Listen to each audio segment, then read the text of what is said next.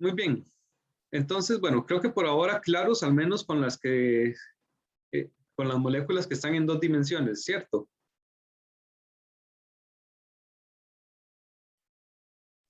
Creo que sí, profe. Bueno, voy a ayudarme con un programa que tengo yo para que veamos la molécula del metano.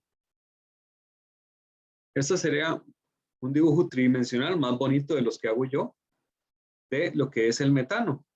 Entonces, lo que les decía, si este metano, digamos, nosotros lo vemos desde arriba, tenemos algo muy similar a esa estructura trigonal plana. Entonces, todo se cancela entre sí, al menos en esa dirección. Si lo vemos ya en las tres dimensiones, entonces acá vamos a tener una componente polar del hidrógeno hacia el carbono y luego otro del hidrógeno al carbono, del hidrógeno al carbono y del hidrógeno hacia el carbono. Estoy dibujando nada más las componentes verticales. Y entonces, ¿qué sucede? Bueno, como es una estructura muy simétrica, yo en realidad podría cambiar la vista y poner que sea otro átomo el que esté arriba. A ver si lo logro acomodar.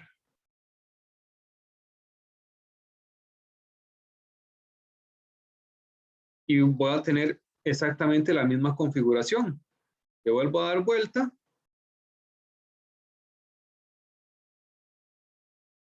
Y tengo otra vez la misma configuración. Esto es una molécula simétrica. La estructura tetraédrica es una estructura simétrica. Entonces, no importa en qué dirección yo rote la molécula o qué intercambio haga, yo siempre tengo la misma estructura, la misma conformación y por lo tanto, todas las componentes se van a cancelar entre sí.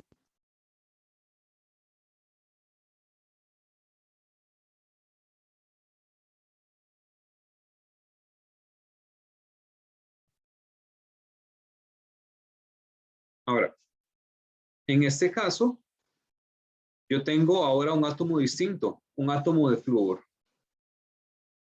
Entonces, aquí ya no es una estructura completamente simétrica. Si yo la giro, ahora resulta que tengo algo distinto que sí veo que se está moviendo. Ahora lo tengo hacia la derecha.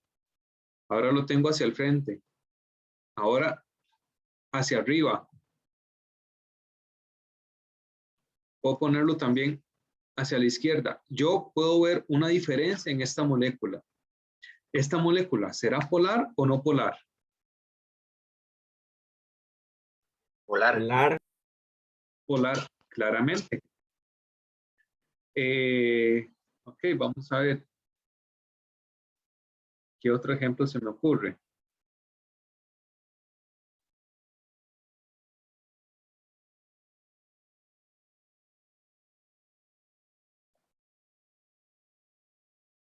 Muy bien, la fosfina, pH 3. ¿Cuál es la geometría molecular de la fosfina?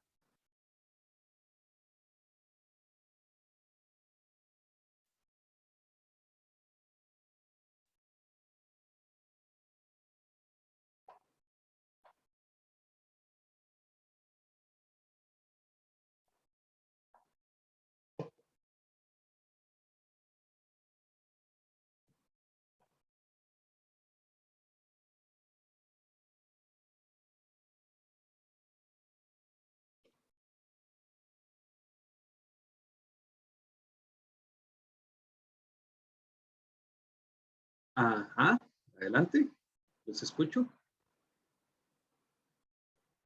Tal vez piramidal trigonal. Es una piramidal trigonal, muy bien.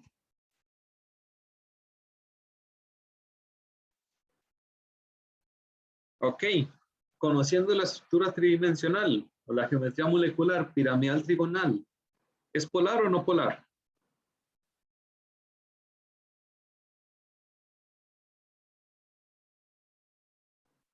Polar.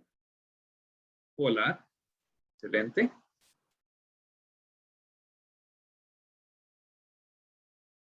Ok. Ahora, PCl5. Pentacloruro de fósforo. Geometría molecular. Y, bueno, primero geometría molecular.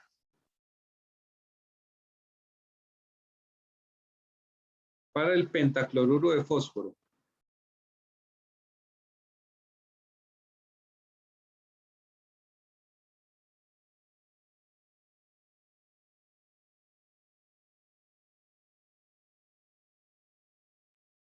Bipiramidal trigonal. Una bipiramidal trigonal.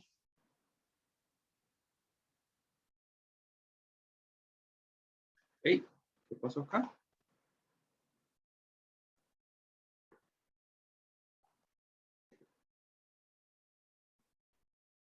Yo digo que esa es no polar porque es simétrica.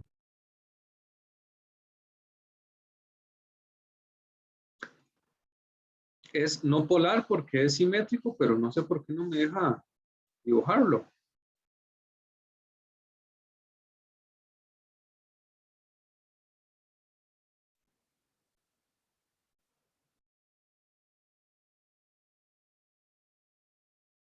Ok, voy a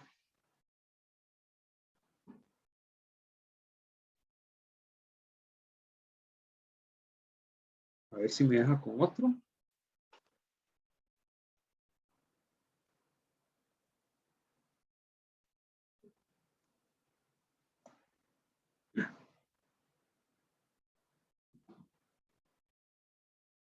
Ok, no me está dejando dibujar más de 4 enlaces.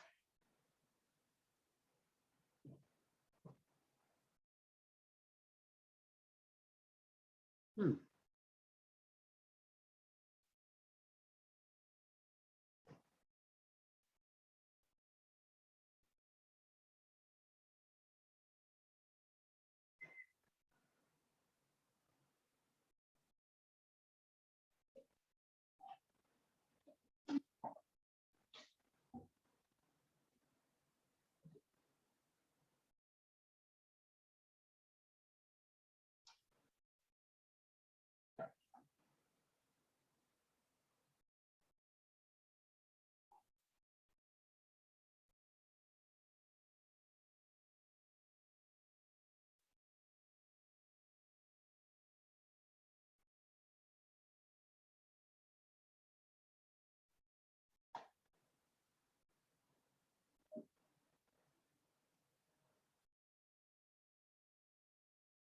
Bueno, estas estructuras entonces se las voy a quedar viendo porque no me deja dibujar más de 4 enlaces, no sé por qué. Bueno, probablemente sé por qué, porque es un programa pensado en química orgánica.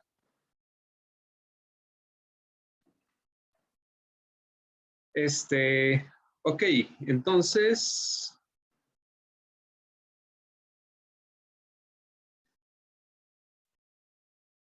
estábamos con el, eh, el PCl5, que era una bipiramidal trigonal.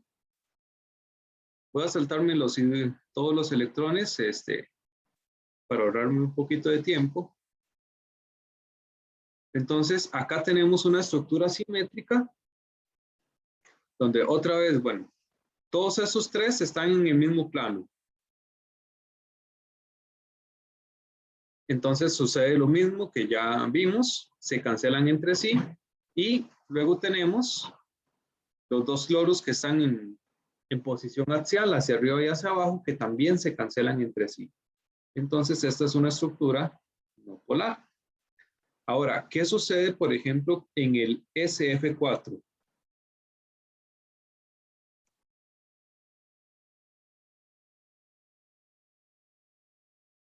¿Cuál será la geometría molecular?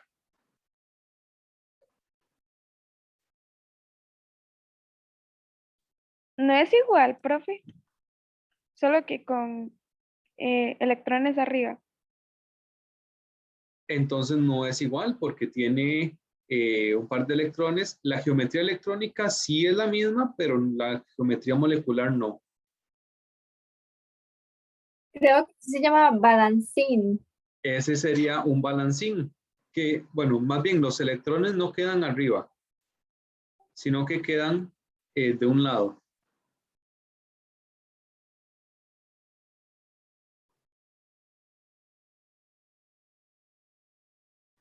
Muy bien.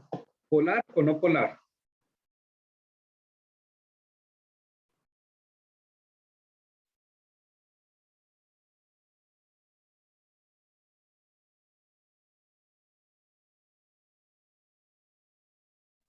¿Qué ¿Será dicen que es polar, ustedes? profe? Polar, ¿por qué? Pensándolo porque quizás los componentes en Y de de los dos F de abajo no se van a cancelar con nada. O si se cancelan. Los de la derecha, más Sí. bien. Bueno, también es que lo estoy viendo al revés. En este caso serían los componentes en X, viéndolo así en el plano. Ajá, exactamente. Tenemos por acá dos flúor, bueno, arriba y abajo, que eso siempre se cancelan. Y luego de los otros, otra vez, bueno, como si le hiciéramos una vista desde arriba,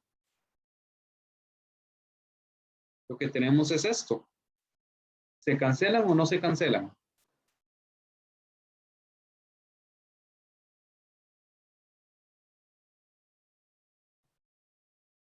En ese caso no se cancelarían. No se cancelan. Hay una componente que sí se cancela, pero hay otra que no.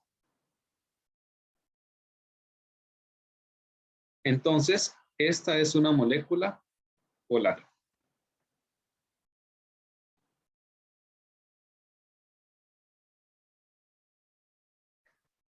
Muy bien.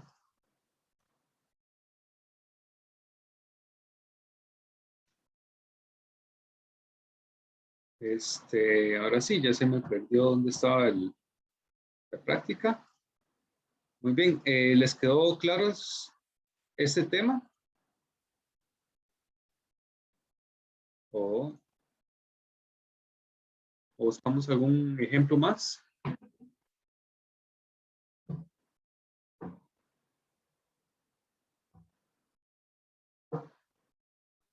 De mi parte, sí, profe. Creo que sí, está muy bien. Todo. De mi parte, profe, creo que ya logré comprender mejor. Ya. Excelente. Vean que, bueno, todo se reduce a buscar cuál es la geometría molecular de esa molécula. Entonces, bueno, por ahí repasarse un poquito esa parte y que recuerden que para geometría molecular necesitan también estructura de Lewis. Entonces, bueno, todo va conectado. Ok, bueno, entonces en dijimos, bueno, vimos que el agua era polar, el PBr3 era una estructura piramidal, entonces no es una estructura simétrica. Bueno, sí tiene cierta simetría, pero por ahí queda el fósforo en uno de los vértices, entonces también es una estructura polar.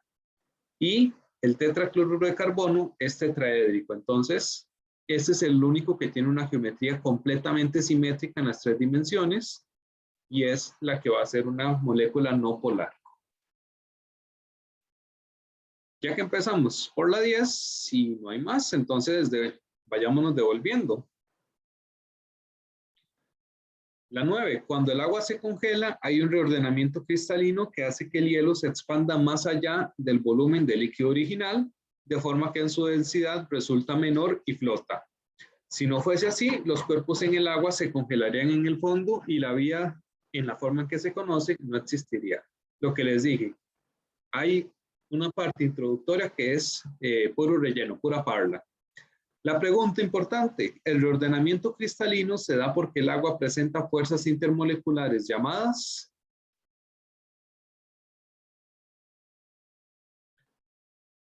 Creo que nosotros no hemos visto fuerzas intermoleculares, ¿verdad? No, profe. Bueno, la verdad no recuerdo nada. Profe, si podemos batear, yo digo que la sé. Fuentes de hidrógeno, ¿por qué? No sé, profe, suena bonito. Lo he escuchado en Bueno. alguna parte. Bueno, muy rápido de fuerzas intermoleculares. Hay varios tipos. Volvemos a esto. Las fuerzas más comunes, de hecho, las que están presentes en todas las moléculas son dispersión de London. Estas fuerzas, como les dije, están presentes en todas las moléculas. Pero son las fuerzas más importantes en las moléculas no polares.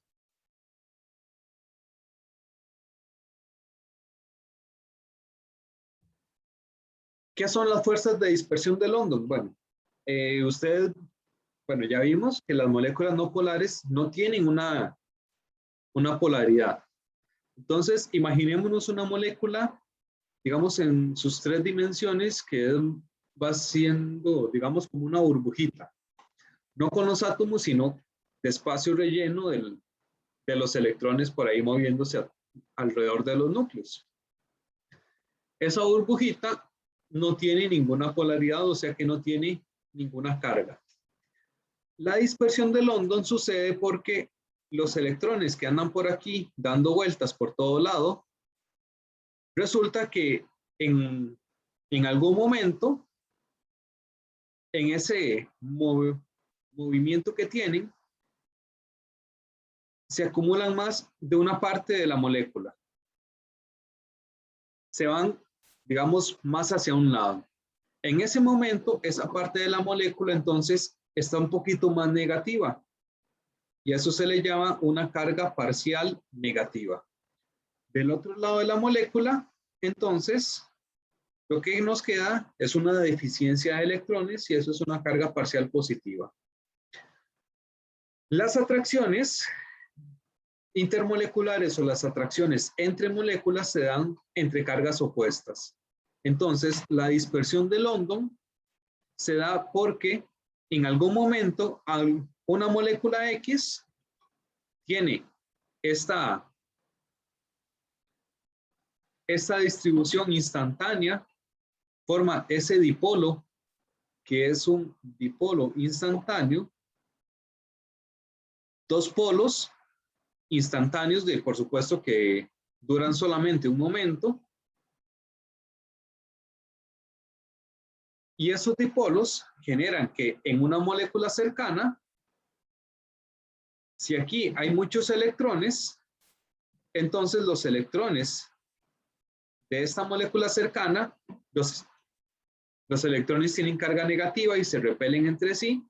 Entonces estos electrones de la molécula cercana se repelen hacia el otro extremo de la molécula y me genera otra vez un dipolo instantáneo en esa molécula vecina. La atracción de dispersión de London se da por ese instante en el tiempo en el que están esos 2 dipolos. Hay una atracción entre las cargas opuestas y esa es la atracción de dispersión de London. Como les dije, puede estar presente en todas las moléculas, pero en las moléculas no polares es la fuerza más importante o básicamente la única fuerza que tienen. La única manera que tienen las moléculas no polares para mantenerse unidas es por dispersión de London o estos dipolos instantáneos. Luego está la fuerza dipolo-dipolo, que está presente en moléculas polares. ¿Por qué? Porque en moléculas polares no tenemos que depender de un dipolo instantáneo, sino que tenemos dipolos permanentes.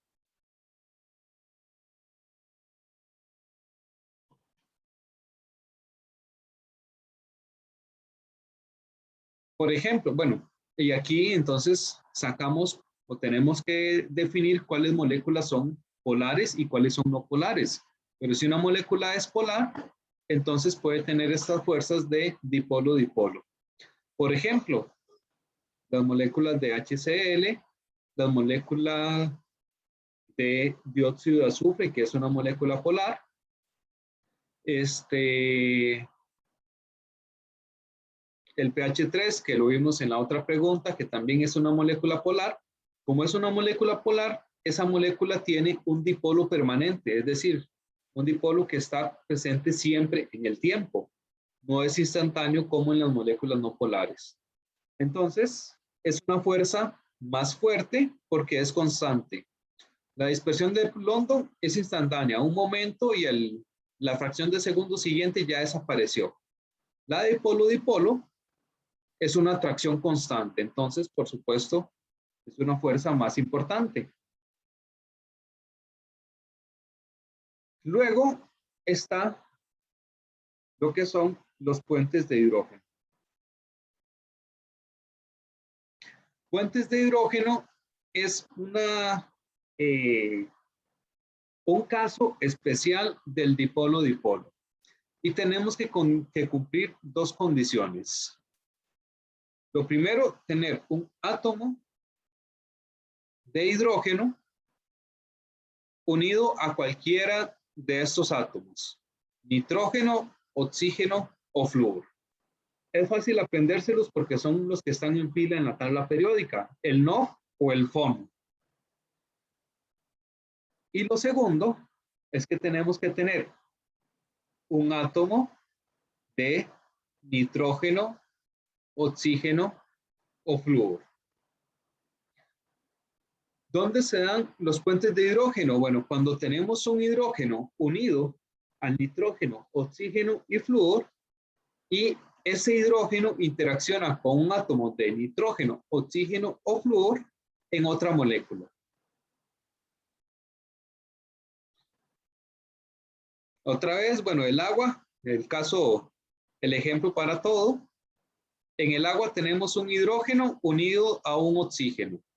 Ese hidrógeno puede interaccionar con el oxígeno de otra agua y esta interacción es un puente de hidrógeno.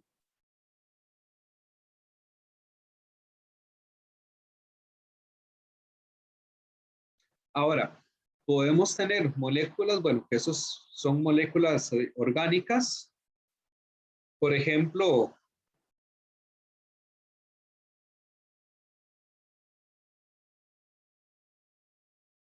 esta de acá, que es una molécula de tipo éter.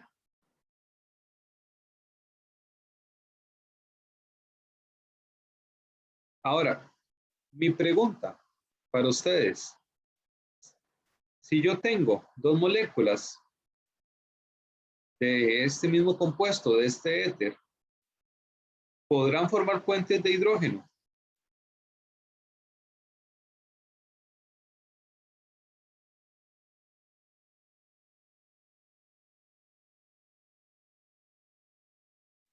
¿Se cumplen las condiciones? Creo que sí, profe. Sí.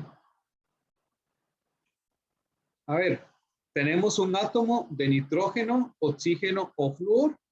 Sí, tenemos un átomo de oxígeno. Tenemos un átomo de hidrógeno unido a ese nitrógeno, algún nitrógeno, oxígeno o flúor.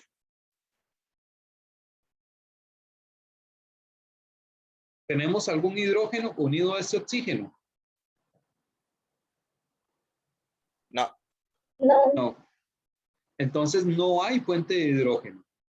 Puede haber una interacción, claro, entre este hidrógeno y este oxígeno. Pero esto, ¿puente de hidrógeno? No, jamás.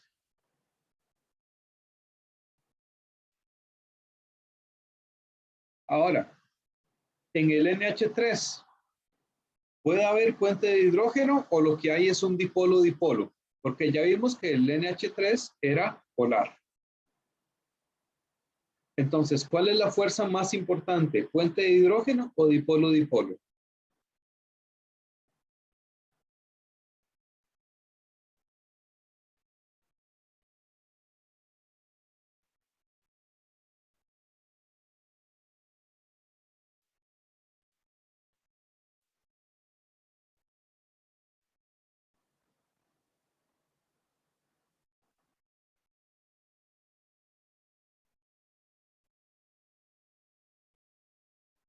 Dipolo, dipolo.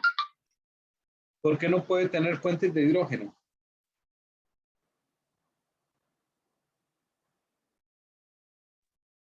Espera, ¿cuál estamos hablando? Creo que me perdí un toque. Del NH3.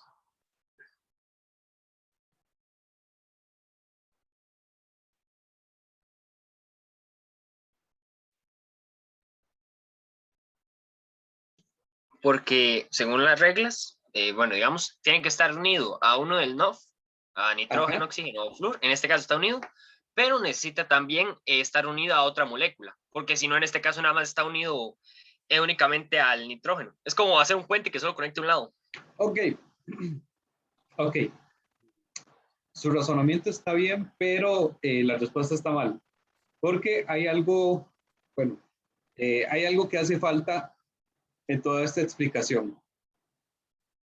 Estos son fuerzas intermoleculares.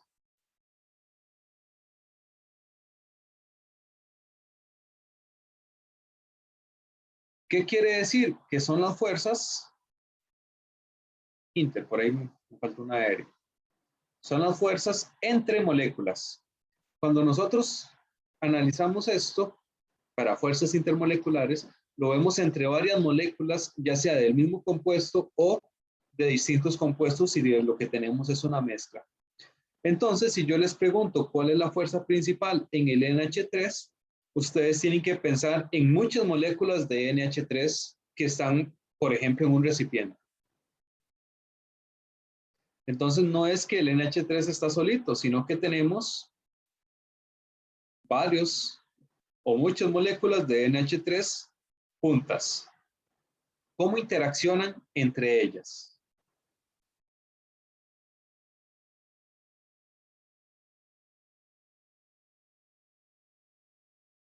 ¿Pueden formar puente de hidrógeno?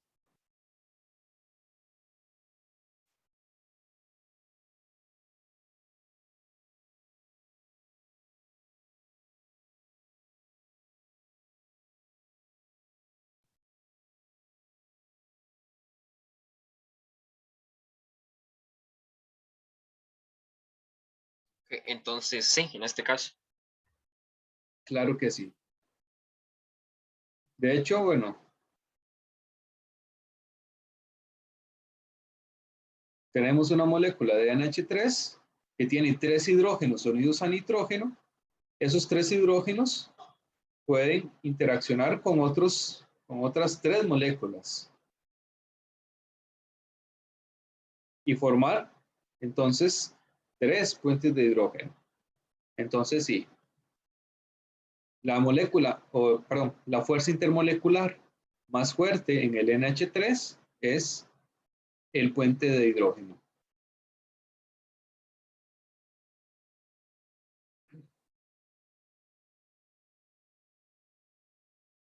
Vamos a ver un ejemplo adicional. En el ácido sulfúrico puede formar puente de hidrógeno con otras moléculas del mismo tipo, o sea, con otras moléculas del ácido sulfúrico.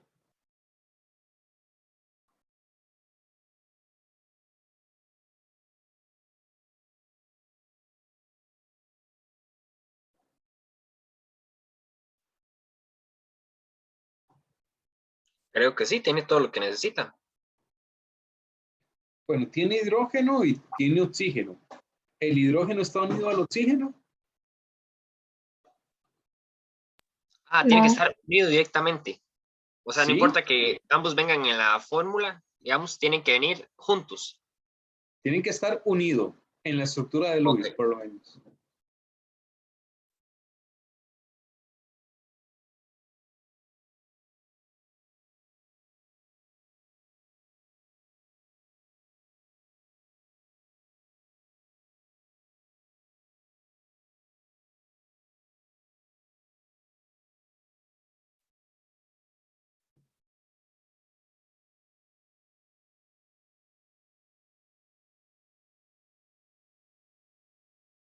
Profe, si Profe, van en este caso unidos. sí.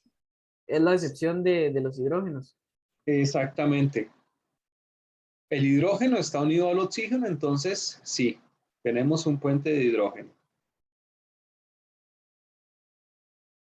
Ahora, si yo tengo, por ejemplo, una mezcla, bueno, a ver, ahorita termino de borrarlo. Yo tengo una mezcla, digamos, entre metano, CH4, y qué sé yo, agua. Cuando nosotros tenemos mezclas de compuestos, entonces nosotros tenemos que fijarnos, entonces, en ambos. Bueno, si yo tengo alguna molécula que puede dar el puente de hidrógeno, o sea que tiene este hidrógeno unido a nitrógeno, oxígeno o flúor, entonces él es el que da el puente de hidrógeno. Tenemos que fijarnos si la otra molécula puede recibirlo, o sea, si tiene un átomo de nitrógeno, oxígeno o flúor. Entonces, en esta mezcla de metano y agua, ¿puede existir el puente de hidrógeno entre ambas moléculas?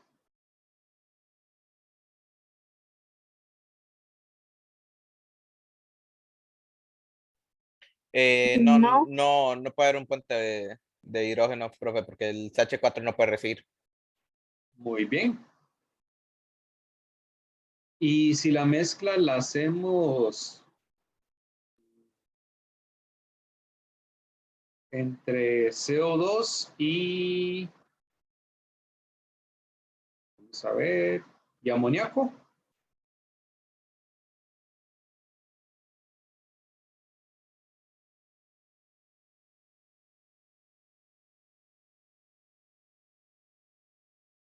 Di tampoco porque el CO2 no puede recibir. El CO2 no puede recibir. ¿Por qué no puede recibir? Porque no tiene nitrógeno, oxígeno, flúor. ¿Y esto qué es? Ahí sí. Exacto. Acá tenemos hidrógenos en el amoníaco que están unidos a nitrógeno, entonces se cumple esta primera regla.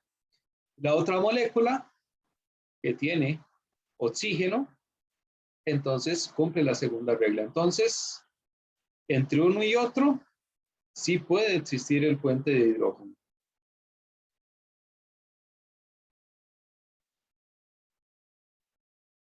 Uno último, si tenemos amoníaco y agua,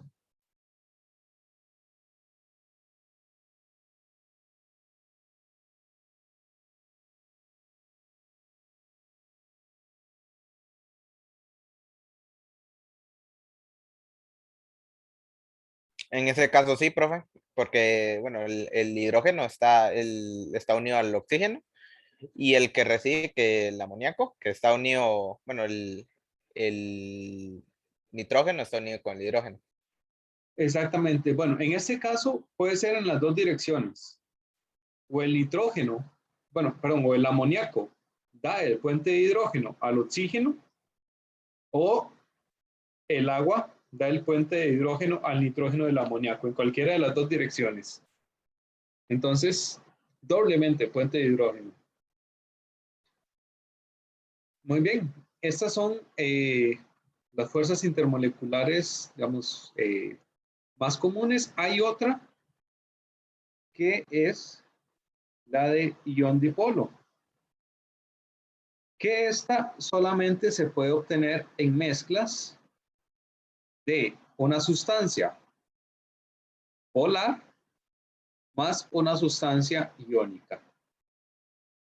Y entonces, bueno, aquí lo que tenemos es, bueno, si hay un dipolo que tiene una carga parcial negativa y una carga parcial positiva, la sustancia iónica se separa en nodiones, el ion positivo y el ion negativo, y la interacción de ion dipolo es del ion positivo del catión con la parte negativa de los dipolos.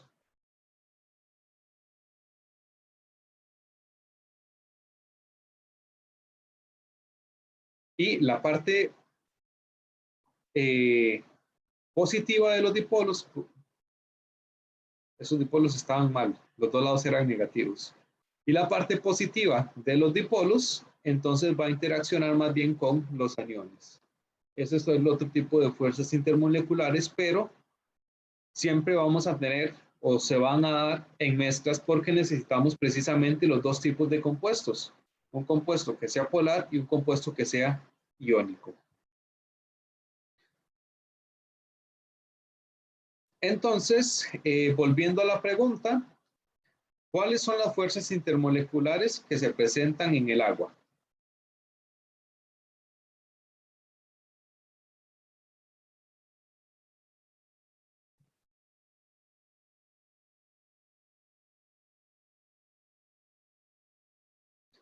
De hecho, la A y B son redundantes, porque el nombre es dispersión o fuerzas de London o dispersión de London.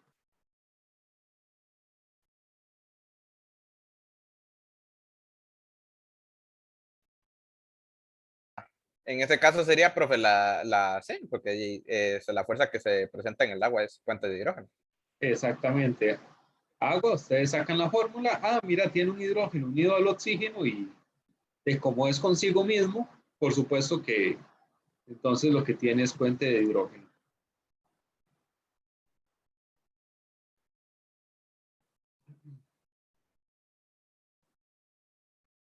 Muy bien, la 8.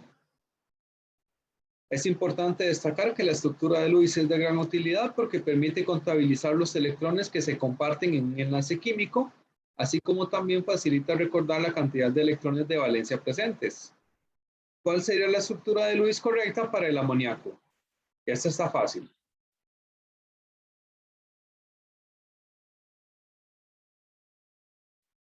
No hace falta Profe, hacer mucho, La profe. C. es la C, evidentemente, profe. La C. Exactamente, muy bien.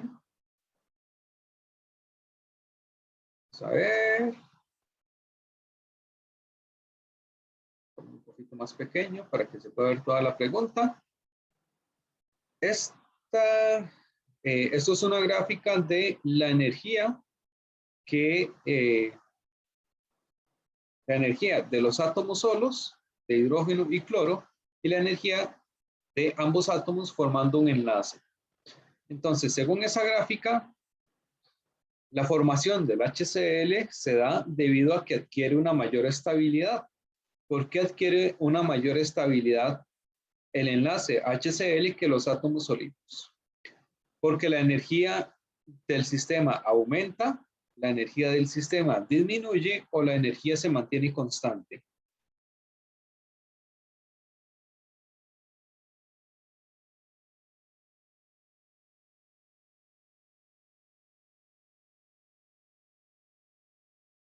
¿Qué deducen ustedes de esa gráfica?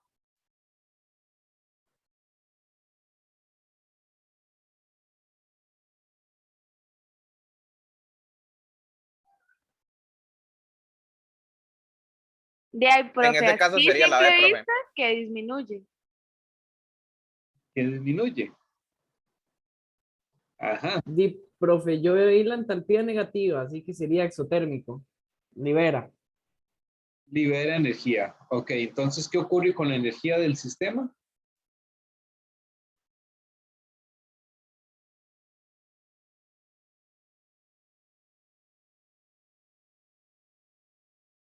Si el, Disminuye. si el sistema libera energía, disminuye. Ese es como, digamos, uno de los grandes principios de la química. Mayor estabilidad significa que el sistema tiene menos energía. O sea, bueno, a energías más bajas, el sistema es más estable. No importa de lo que estemos hablando. Y aquí en el gráfico, bueno, se puede ver.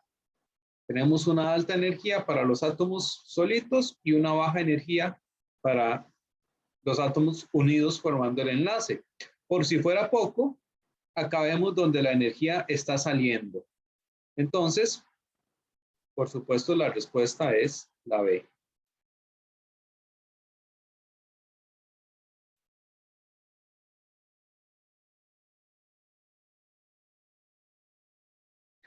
¿Ok?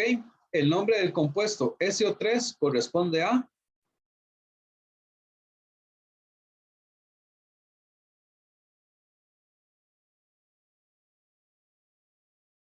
Trióxido de azufre, porque es un óxido no metálico. exactamente. Esa no pueden ni dudarla. Dióxido de azufre. Ok, bueno. Aquí otra vez un poco de parla. La pregunta importante es los enlaces mostrados en la estructura. Y ojo que acá cuidado se embarcan. Dice los enlaces mostrados en la estructura. O sea que ustedes tienen que guiarse con lo que dice la estructura. Y corresponden en el orden respectivo a enlaces covalentes de qué tipo. ¿De qué tipo es el enlace 1?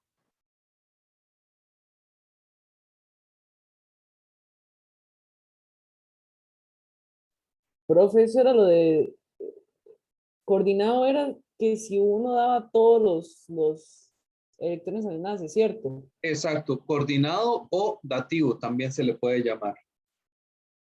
Ok,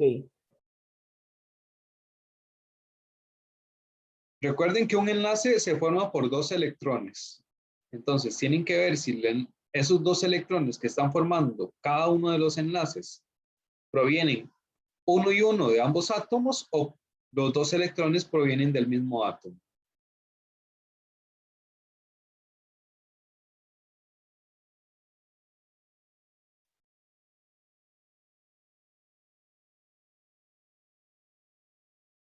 La B, ¿La B? ¿Está seguro? no lo sé. A ver, alguien que diga. A ver si apoyamos al compañero o Profe, lo yo pienso que refutamos. igualmente la ve, Ajá, ¿por qué? porque, porque en el caso, bueno, en el caso 1 y 3, por ejemplo, se pueden ver que el azufre es el que está brindando los electrones. Ajá, Por ende, son un enlace covalente coordinado. ajá, Y en el caso 2, ambos están dando, bueno, ambos están brindando los electrones. exactamente. Tenemos dos enlaces que se forman con dos electrones del azufre y dos electrones del oxígeno. Entonces es un enlace covalente simple que en este caso, por ser entre azufre y oxígeno, es un enlace polar. Y a como lo están representando en la imagen, exactamente los enlaces 1 y 3 se forman puramente por los electrones del azufre. Vean que los enlaces del oxígeno, perdón, los electrones del oxígeno están todos felices, solitos, como pares no enlazantes, sin formar parte del enlace entre el oxígeno y el azufre. Ahora, un caso distinto sería si ustedes tienen que construir la estructura de Lewis, porque quedaría con doble enlace en todos los casos. Y en esta situación, ahí los tres enlaces serían polares. Pero como nos dicen que nos guiemos con la estructura y la estructura la dibujan de esta manera, bueno, pues entonces esa sería la respuesta.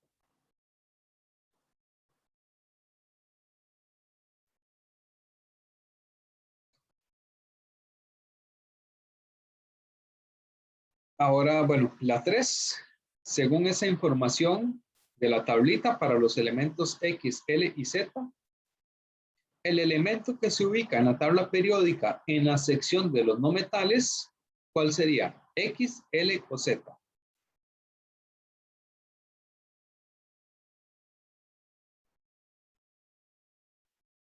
Y aquí nos tenemos que recordar de las propiedades periódicas.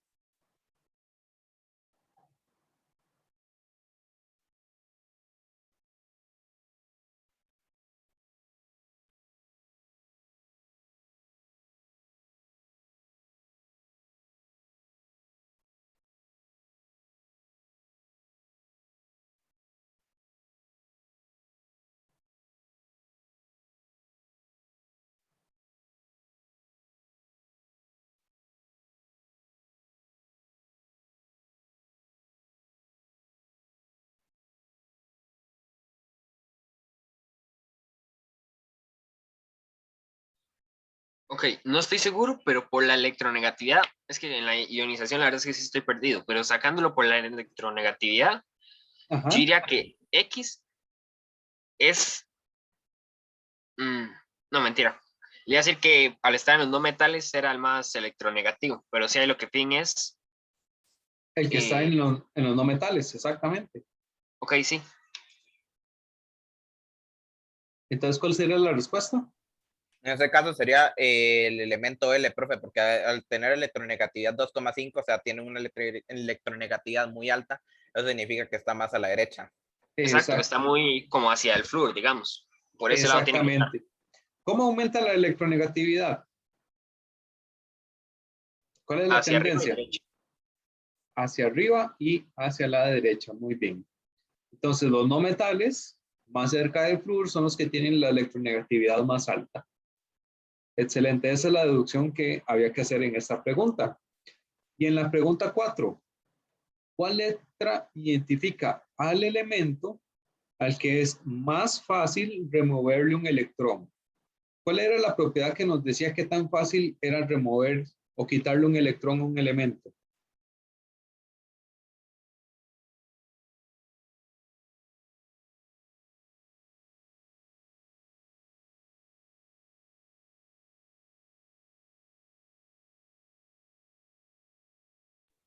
Profe, así sacándolo por lógica, le diría que es el que tiene menor electronegatividad, porque los que tienden a formar cationes son los metales y así.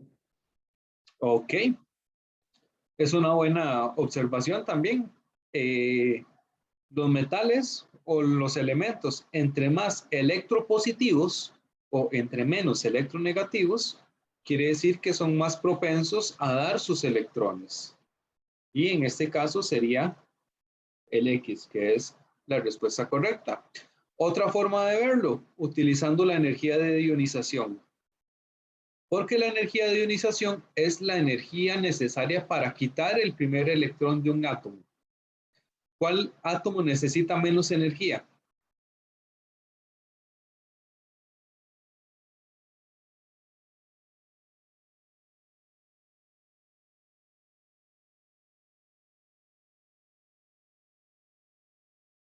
X.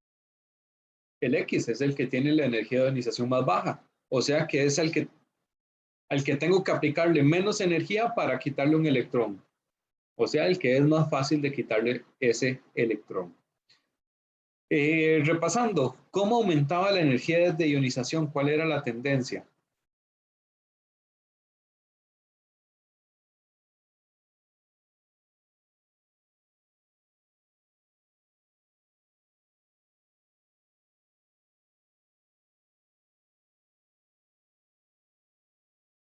Hacia arriba y hacia la derecha. Hacia arriba y hacia la derecha. Aumenta. Igual que la electronegatividad. Muy bien. Y había otra propiedad periódica también bastante similar, que era la afinidad electrónica. ¿Se acuerdan qué era la afinidad electrónica? Que no está aquí, pero para repasarlo. Será lo contrario, o sea, la capacidad que tiene un átomo de recibir electrones. Por ahí anda. Pero, dicho así, la capacidad de un átomo de recibir electrones, eso sería más bien electronegatividad. La afinidad electrónica es, veámoslo así, en la energía de ionización nosotros tenemos que ponerle energía para que el átomo libere un electrón. Ahora, si el átomo absorbe un electrón, ¿qué va a pasar con la energía?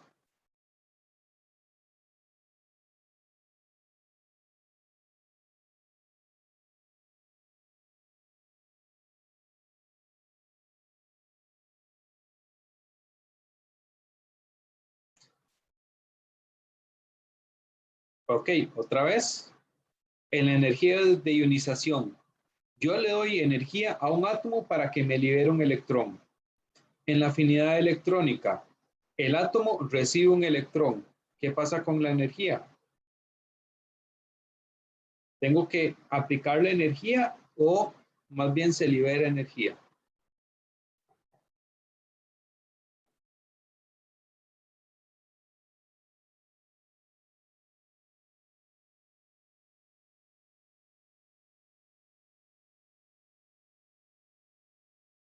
Profe, se me estaba cortando un poco y ahora hay algo que dice afinidad electrónica en la pantalla, entonces no sé si me puede explicar qué es eso. Ok, la afinidad electrónica es la otra de las propiedades periódicas que se parece mucho a electronegatividad y a energía de ionización. Entonces mi pregunta es, ¿qué era la afinidad electrónica? Porque la electronegatividad es la capacidad de un átomo de recibir electrones. La energía de ionización es la energía que yo tengo que aplicarle a un átomo para que libere un electrón. ¿Qué es la afinidad electrónica?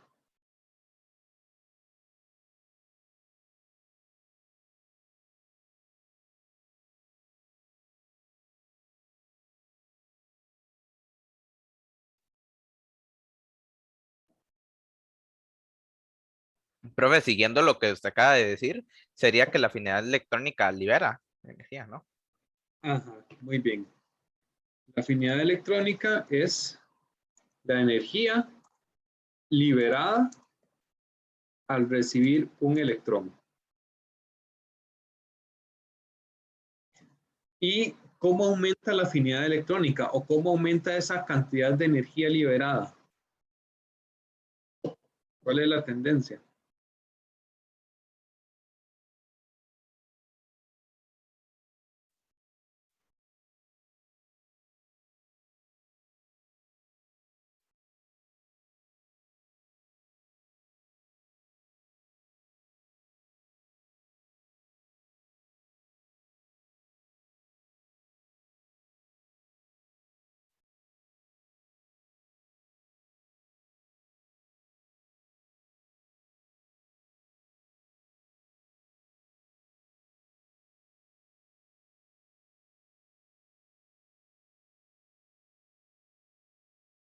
A ver, ¿cuál era la tendencia para la afinidad electrónica?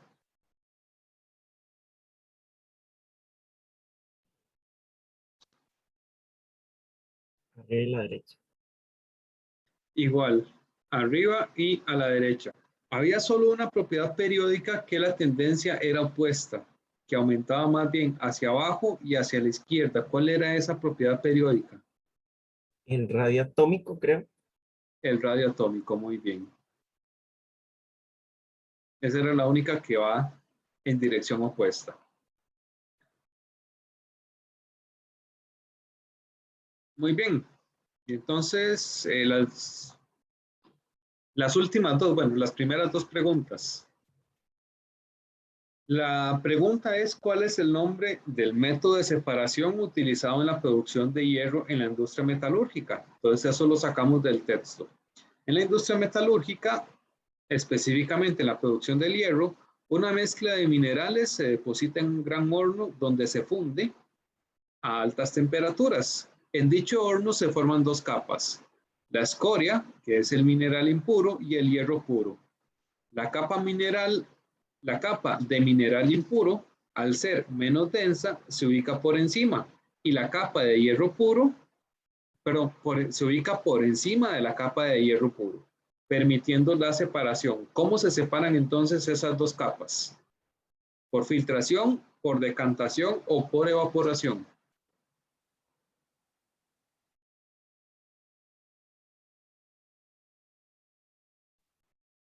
No recuerdo bien, pero Decantación, profe. decantación.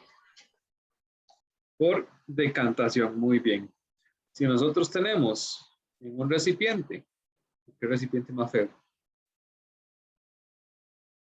Si en un recipiente nosotros tenemos dos capas, entonces lo más fácil es utilizar una decantación para separar esas dos capas entre sí.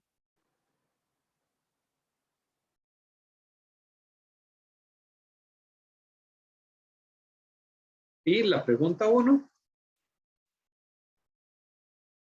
A los estudiantes se les suministran 3 gramos de un sólido blanco que se someten al calor en un tubo de ensayo y las observaciones de ese proceso.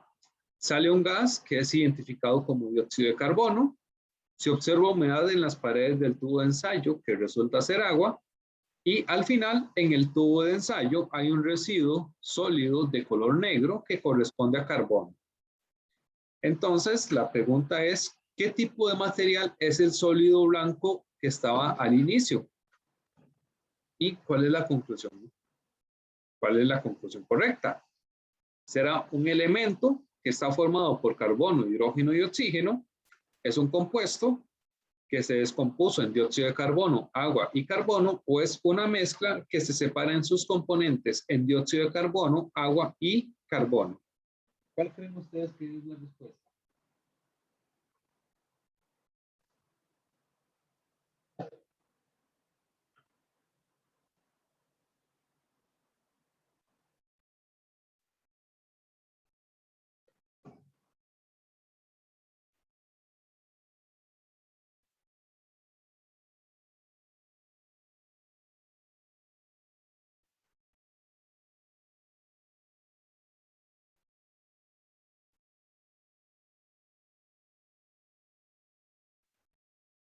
Creo que es una mezcla, Es una mezcla. ¿Por qué cree usted que es una mezcla? porque mi deducción es que, digamos, al meter los 3 gramos de un sólido blanco al tubo de ensayo y al quemarlo, por así decirlo, Ajá. se empieza a separar en diferentes partes, como por ejemplo en el compuesto de dióxido de carbono, o en el agua, o en el carbono. Ok. ¿Alguien más?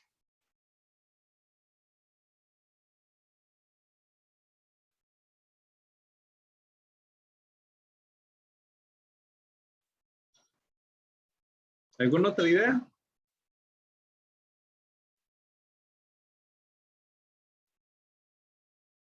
¿Tenemos alguien que opina que es una mezcla? ¿Alguien opina que es un elemento?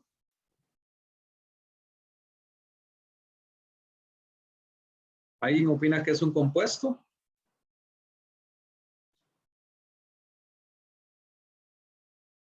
Profe, yo opino que es un compuesto, pero estoy un poco bateada, entonces no le puedo explicar por qué. Ok, ¿por qué usted más bien no cree que es una mezcla? ¿Por qué le suena más razonable que sea un compuesto y no una mezcla? Entonces,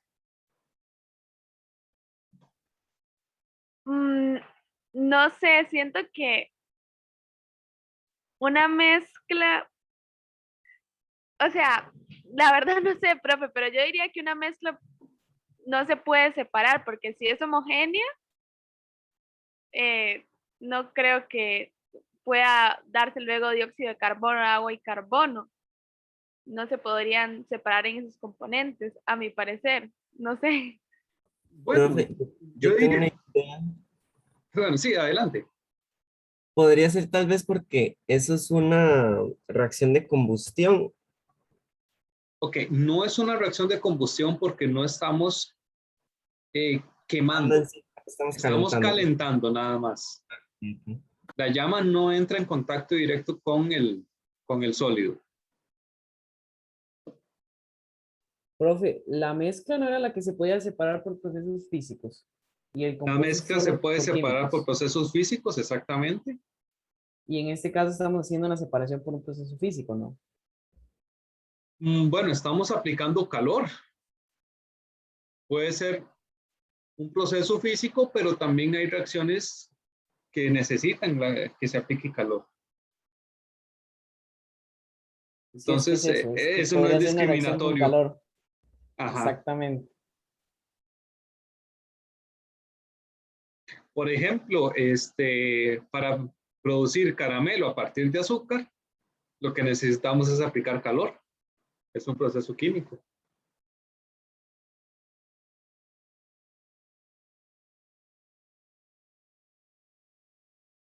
Bueno, tengo un voto para compuesto y un voto para mezcla. Los demás están en blanco.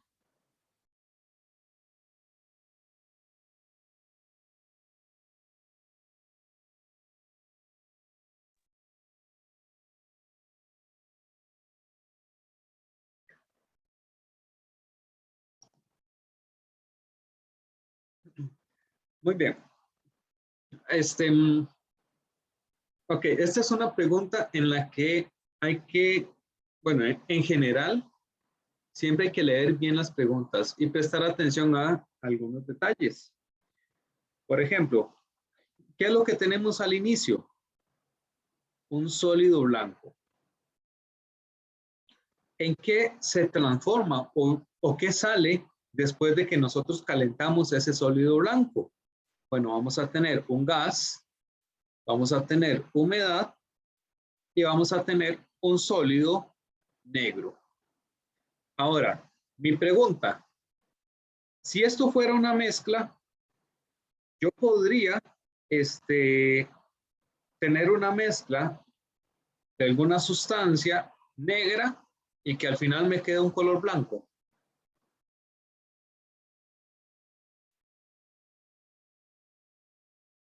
No, eso es lo que decía usted de que podía hacer una reacción con el calor. Yo creo que sí, de hecho, no estoy seguro, pero con Joyce hemos hecho un laboratorio y creo que era como un polvo blanco y había quedado un poco negro. Al menos en mi caso, no sé si fue que lo quemé, pero no estoy seguro si sí es posible. Ok, piensen ustedes, agarren un poco de carbón negro, mézclenlo, por ejemplo, con harina, que es blanca. Van a tener un color blanco al final, después de hacer esa mezcla. No, sería una combinación entre ambos colores. Exactamente. En este caso, tenemos, bueno, de hecho, hay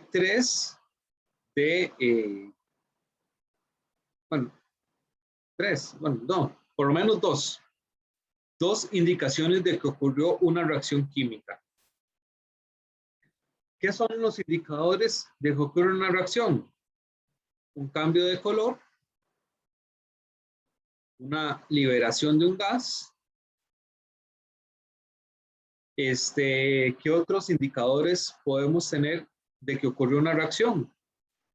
Puede ser calentamiento. Bueno, en este caso estamos aplicando calor desde afuera, pero si nosotros mezclamos dos sustancias y por sí solas se calientan, eso es un indicativo de que ocurrió una reacción. O también, bueno, podríamos tener, por ejemplo, si tenemos dos sustancias líquidas o dos sustancias en disolución y aparece un precipitado, eso también es un indicativo de que ocurrió una reacción.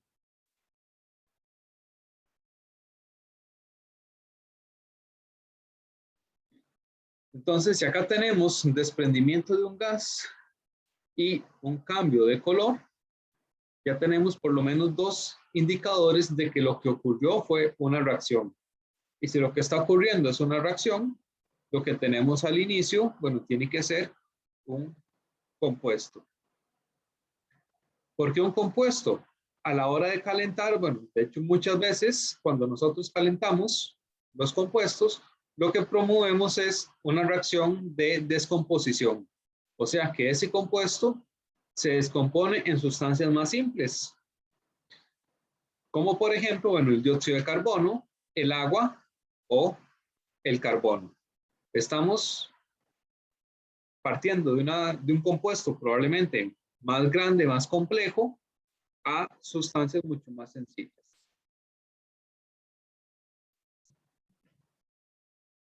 ¿De acuerdo?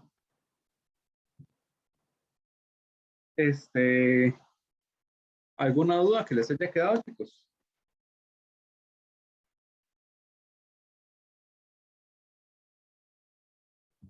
De mi parte, no, profe. Todo muy claro, profe. Bueno, qué dicha, me Más alegro. bien, muchísimas gracias por tomarse el tiempo de darnos esta clase.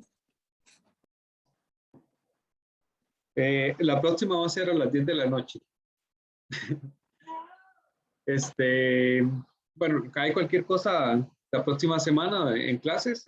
Vemos algunos otros ejercicios. Voy a ver si me encuentro para para poder practicar un poquito más. Y cualquier pregunta ahí me la pueden hacer por el chat con confianza. Profe, usted nos Sí. puede... Ah, no, me acabo de acordar de una duda antes que se me fue a hacerla. Cuando estábamos hablando de la electronegatividad que va hacia arriba y hacia la derecha, ¿qué Ajá. importa más, hacia arriba o hacia la derecha? Siempre he tenido esa duda, por ejemplo, de un elemento que va, digamos que 3 hacia arriba, digamos desde el punto más menos electronegativo, y uno que va 3 hacia la derecha. ¿Cuál es más electronegativo en ese caso? O bueno, viendo en la tabla, por ejemplo, ¿es más electronegativo el aluminio o el germanio? Ok. Eso se podría saber si uno tiene la tabla de electronegatividad, pero ustedes no la van a tener. ¿Qué importa más? Bueno, entre aluminio y germanio se lo puedo responder fácil. Uno es un metal y otro es un metaloide. ¿Cuál va a ser más electronegativo?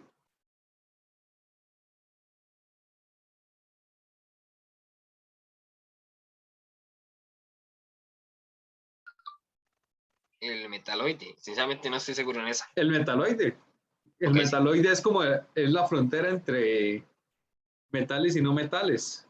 Entonces, los metaloides son más electronegativos que los metales. En general, bueno, no es una tendencia que se cumpla siempre. Aquí estoy viendo la tabla para poder responderle, pero no es definitivo. En general, gana más hacia arriba que hacia la derecha, pero no siempre.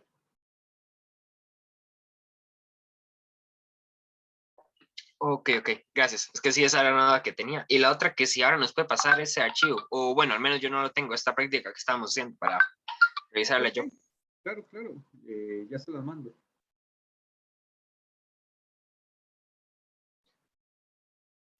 Bueno, chicos, buenas noches, que les vaya muy bien y nos vemos la próxima semana.